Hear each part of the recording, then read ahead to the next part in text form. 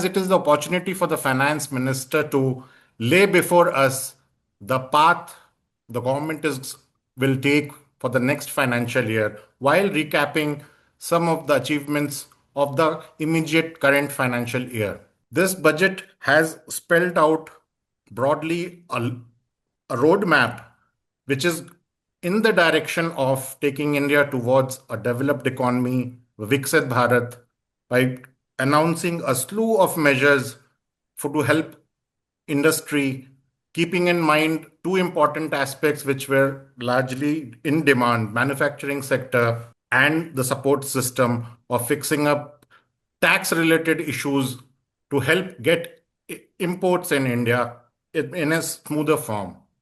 Uh, my first question will largely be the initial assessment of the budget announcements and the budget speech given by the finance minister. Let me involve Manoranjan ji for his opening comment of what he liked and in what he heard, and what are the numbers which have been put out. How does he respond to that? Manoranjan ji, over to you. Before I come to my preliminary observations, let me react with your permission to two things which you said. One, you said that the budget is largely an accounting statement in terms of the Constitution of India. I think Article 112, that is largely true. But the other side to it is also account of how the government has fared, how the government sees the challenges, what are the roadmaps ahead, what would be the mitigating measures. So it is also, in certain ways, a political document.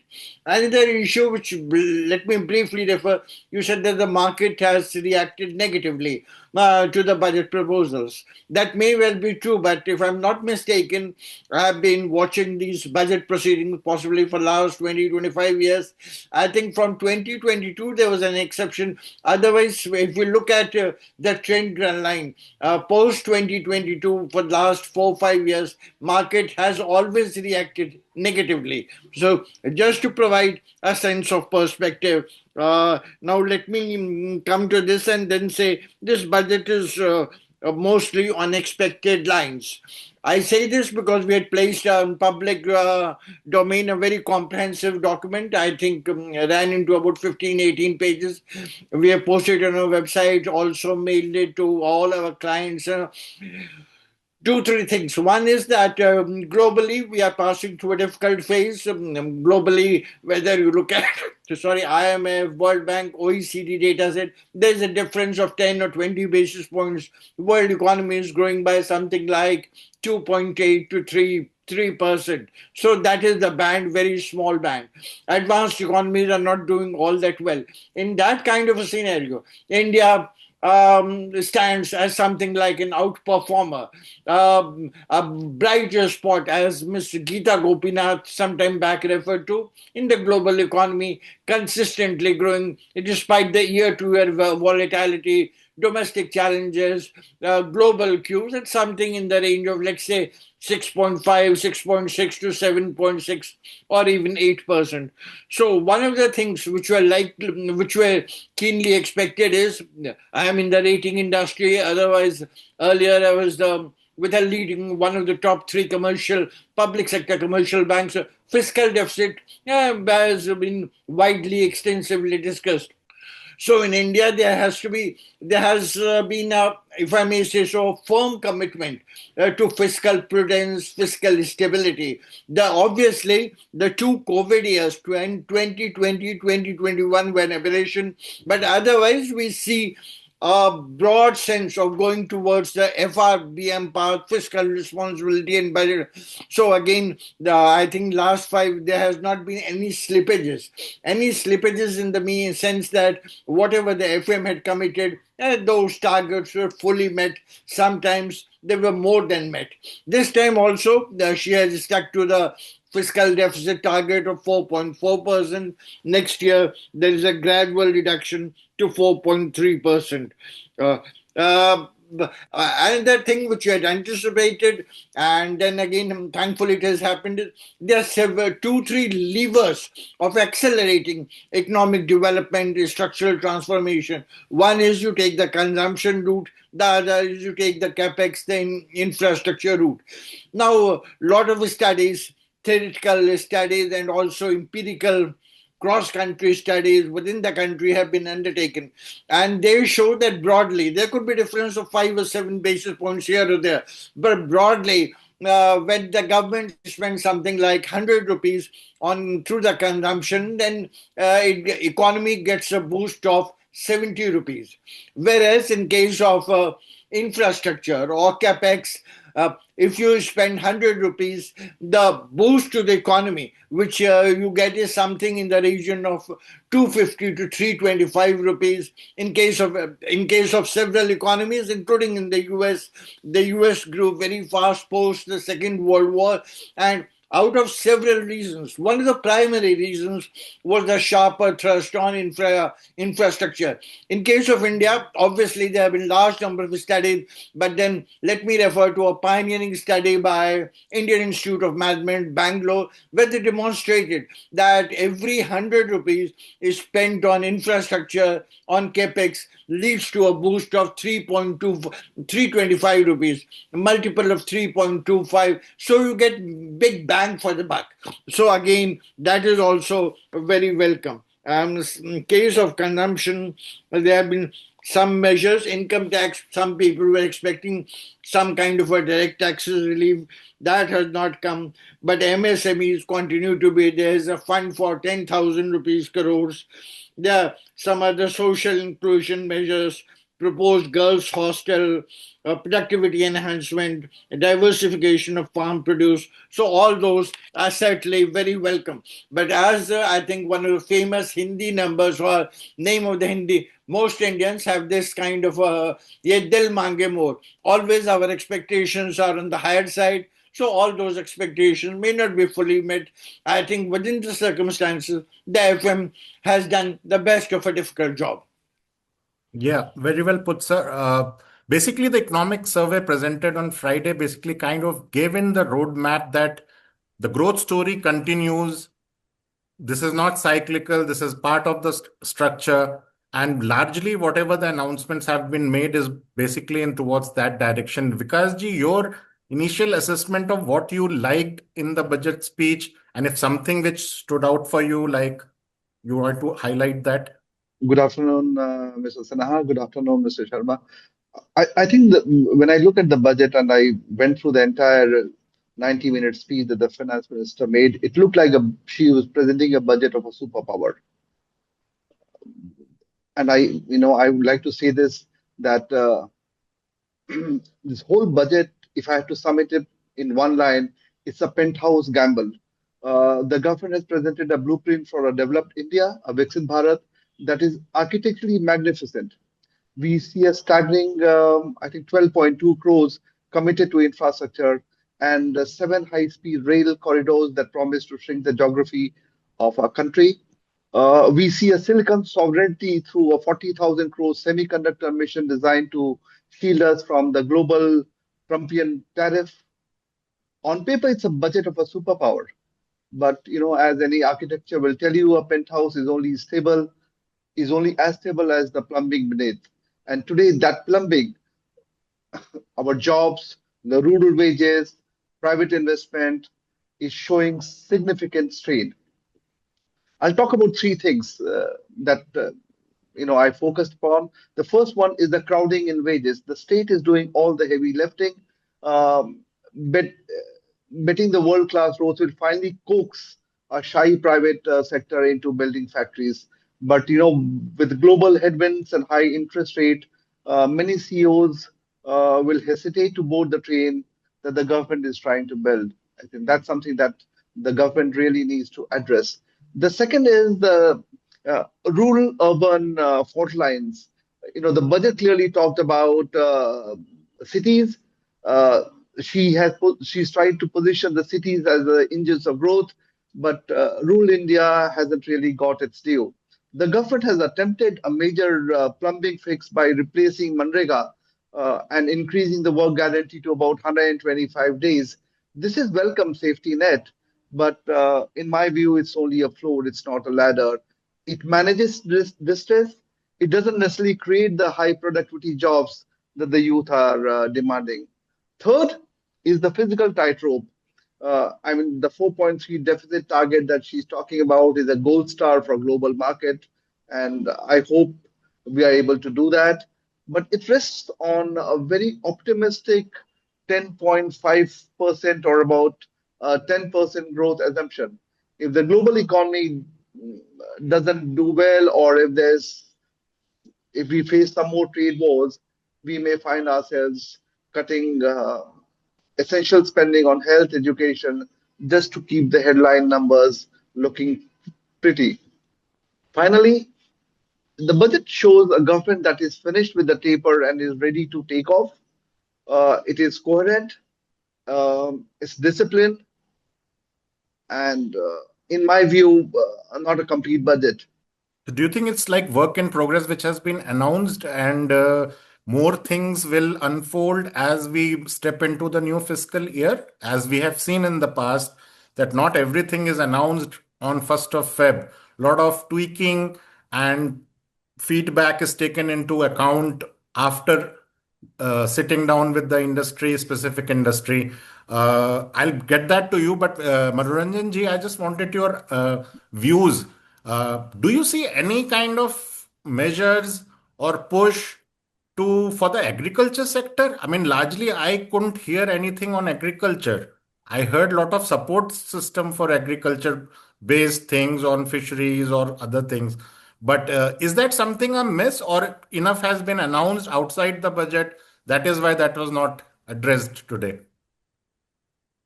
Well, yes, there could be some element of disappointment in the agriculture section. Fisheries and some other measures have been announced. Crop diversification also, I think, featured, but then some more could have been done because while agriculture contributes only about 17% to India's GDP, about 47% of India's workforce still engaged in agriculture. So there is some kind of an asymmetry here. There are also significant forward and backward linkages with the larger domestic economy. So agriculture should not be seen mainly only for the prism of 17% contributor. It has a significance for historical, comparative, food security, social security, inflation, a variety of reasons which transcend its share. If I may say, it use a more colorful expression, agriculture punches well above its weight. So possibly some more focused attention on agriculture and a broadly rural development also to some extent would have been more welcome. And Vikas ji, in the backdrop of two important announcements which were outside budget, one is the Indo-UK trade agreement and one Indian EU trade agreement. Do you see in that backdrop enough measures have been outlined to support the manufacturing and other sectors once this comes into an effect, Vikas ji? I think our biggest problem with the manufacturing sector is, and many people don't realize it, is I always call it the missing middle.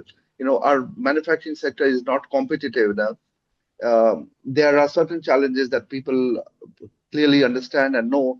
But I think one thing that's always ignored is the role of the MSMEs, not the MSMEs, but the SMEs, who can really add competitiveness to our manufacturing system. Unfortunately, our SMEs are not strong enough. They are not large enough to really provide that impetus in terms of logistic support, in terms of uh,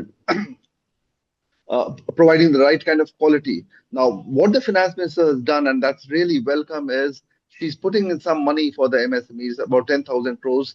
I think that's a very welcome step. A lot more needs to be done.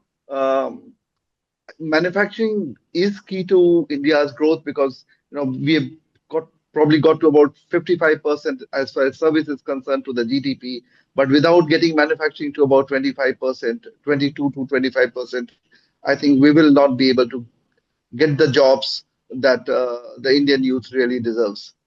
Mhm. Manoranjan ji, about municipal bond, this was something, how significant is this announcement of supporting big cities who go in for 1,000 crore plus of municipal bond. What does it do to the ecosystem of that city and all that? Do you think that's extremely significant announcement which was not made before? Well, yes, certainly, because in terms of public finance, standard public finance, particularly in the case of a country, emerging market, traditionally, uh, center was focused on whether you look at your borrowings, whether you look at fiscal deficit, whether you look at some revenue potential. Gradually, we came down to the state level, and now we are focusing on this district level, municipal level. So, all these institutions, to a varying degree, are facing some kind of a financial squeeze, fiscal restraint. In fact, there has been a lot of statements, some kind of a theoretical studies also published that the institutions at the lower end of the spectrum, particularly the states and even more the municipal organization, district level organization, face greater heat in terms of running their finances. So there has been a sharper focus on generating internal revenue accrual, in turning generating more funds. Yeah, so to that extent, it's I have not seen the details, I have not seen the fine print, but prima facie. But here there is again an element of asymmetry in the sense that all municipal bonds may not do equally well. Some of the more developed, with better infrastructure, with better connectivity to state capitals and other highways, they may do better than some of the, if I may use a strong, back of the beyond kind of a things. So those are issues also need to be, one size does not fit all in here, as in most spheres of life and economic activity. So maybe some kind of a granular examination will have to be done. And also, one important thing which caught my eye was that how does the budget enable increase or increased participation of private capital in capital expenditure part? Government has been putting its bit. Vikasji, do you see any kind of measures or nudge which will help private sector participation in capital expenditure? Because economic survey also said that private sector is investing more outside compared to the FDI coming into the India country. Does this budget address that issue? I think the economic survey really addresses this well. We should ask a question that why are the private sector shying away from investing? I think the climate, the finance minister and the government needs to look into that. It needs to ensure that the climate for people who bring in money, who invest money, is the ecosystem is better. It's more robust for them to make money. Unfortunately, our ecosystem, I mean, the Prime Minister and the Finance Minister have talked several times about the Inspector Raj going away, but it really hasn't gone away. If you really look at it, for every money, every rupee that the Indian ecosystem puts in, our productivity is amongst the lowest. So the private sector would like to see a better climate. They are also waiting in the wings. They're hoping that the tariff with the US is settled. So there are certain headwind that needs to be solved. The Commerce Minister was talking about getting this deal done. That will probably provide a fillip because that will bring in some kind of a certainty uh, to the private sector investment. But I think there are a lot of things that needs to be done internally. Deal is only one of it. The government needs to create the ecosystem for the private sector to bring in money and invest. For example, we're talking about investment in the capex now. Mr. Sharma was talking about the IM study saying 3.2 times is the multiplier. But we must also examine what kind of investment provides the 3.2 multiplier. Every investment or every capex that goes into the government goes into doesn't have the same multiply effect. For example, our study says that if you provide gender equality, it is a four times multiplier. But giving 1,000 rupees as freebies to every woman will not give you that four times multiplier. What will really give you the multiplier will be that if you can provide, if you can enable a group of women in every district or in every village to set up a business. And that can be easily done. The finance can be provided, the ecosystem can be enabled, and that provides the four times multiplier, not giving 1,000 rupees to every woman household. So the government needs to move away from these kind of freebie, probably is not the appropriate word, but the government needs to make sure that it's investing in the right place. Right sizing investment is one, but putting it in the right place is, in fact, more important. That is perhaps that announcement of She Mart, which she made during the middle of the budget, that to enable women turn entrepreneur, not just be dependent on accessibility to credit, could be Yes. that one thing in the right direction. But Mr. Sharma, on I, private wealth participation, investment, and also these announcements of infrastructure focus, high speed rail corridor, is it like too late or it's right time to announce such thing? Because we still haven't seen that bullet train famous project anywhere from starting. While there is enough infrastructure being built, 10 times length of highways have increased, uh, rail kilometers have gone up, expressways have come up, more airports, almost twice the numbers for since 14 has been made. In that background, are these right noises to make? Because infrastructure project takes good amount of 5, 6, 10 years to actually implement. So how do you see these announcements in that backdrop? Is it just to make the right noise to the overseas investors? No, I don't agree with that. I think that would be taking a too harsh, too aggressive view of things. Yes, we travel around the country. I'm sure most of you would also be traveling. We see this as a infrastructure development in India, whether you look at economic survey, whether you look at RBI publications, whether you look at a state plan, or you look at anecdotal evidence when you travel. I travel to UP and some other places, Lucknow. We see infrastructure happening all over the country in a big way, in a kind of way which was seldom imagined in the past. However, there are two, three aspects to it. One is, I think, broadly, I will agree with you and Mr. Vikas Singh that infrastructure yeah, projects have always in India been saddled by what I think we call them two basic, something like a double whammy. That double whammy is time and cost overrun. So these are aspects still continue to play a role, even though their influence is diminishing over the years across geographies in India. Another issue related to, you said the Mr. I think Vikas Singh also referred to ecosystem, the broader industrial climate and infrastructure related.